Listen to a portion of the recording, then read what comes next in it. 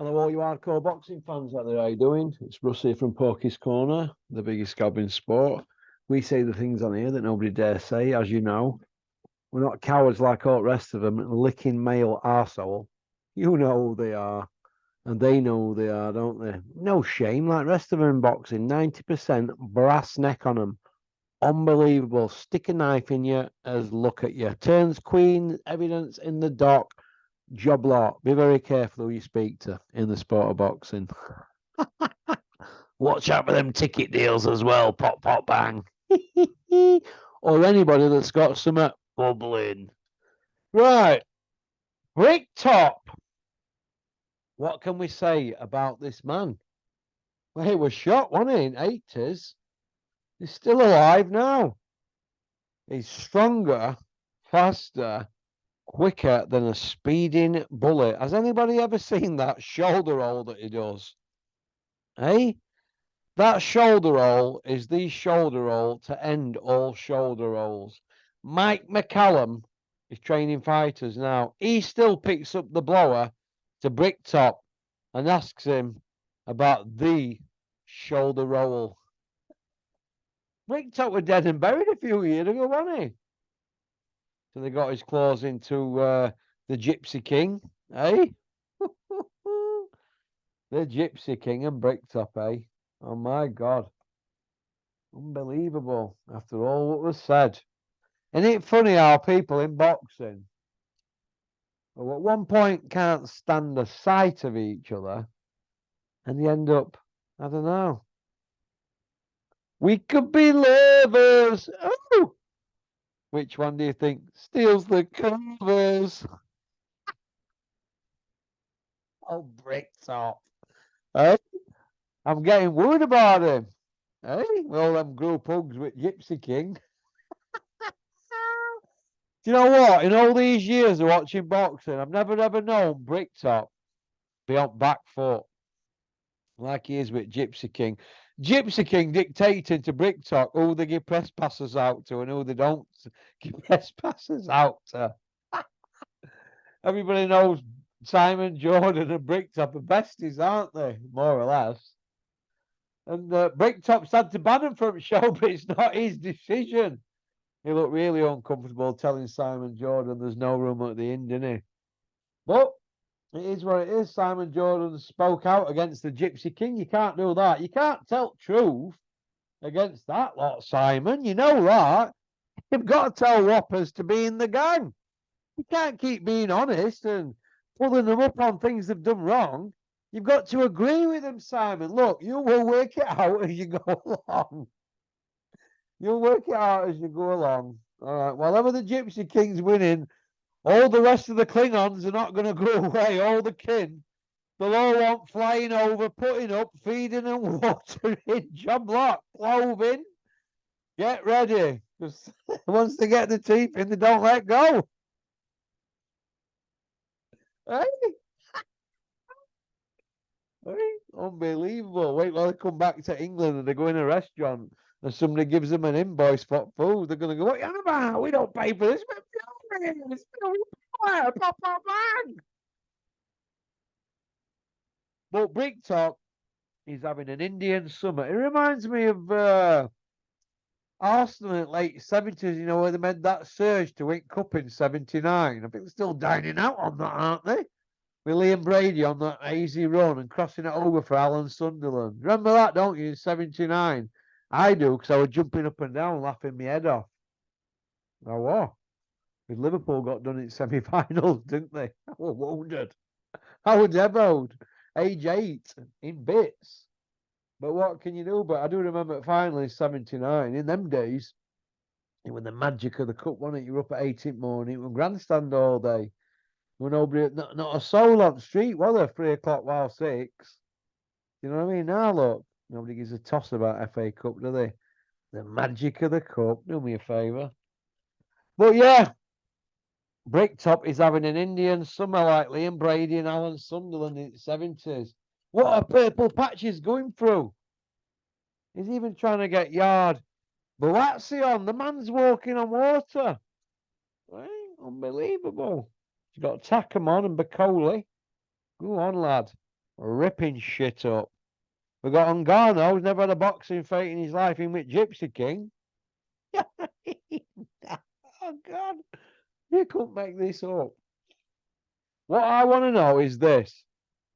Everybody knows that once this Ngannou fight's done and they get that other one out of the way, we all know that it's auditioning time then, don't we? And I think that's only going to make their move, aren't they? I noticed how everybody's been nice to Tyson Fury at the moment. Eh? Unbelievable. What can you do? I've noticed everybody's been nice to Joshua at the moment. Are they playing sympathy vote at the moment with this this storyline that they're going to put Joshua down a dark hole for 4 days so it can sort his head out once and for all? He's going to come out this reinvigorated fighting machine and that. Listen, once it's been beat at you, it's been beat at you, Joshua. Ruiz knocked it at you. Vladimir knocked you about, didn't he, as well? All right.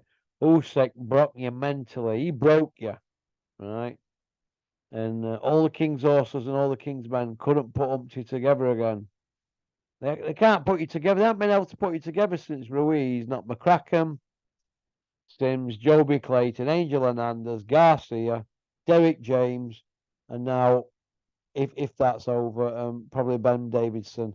He's probably at last throw at dice. If Ben Davidson, if you do go with him, and there's no 100% chat that you are going with Ben Davidson, but if Ben Davidson can't put you together again, where are you going to go then? Have you ever thought that it might be you and you're taking on too much information off people? Might be reading into things too much, overthinking. That's what snooker players make the same mistake, don't they, when they go up against players that are really in form. You know, they call them one visit players. You know, them that get to the table and they make a break, anything over 80. You know what I mean? One visit job.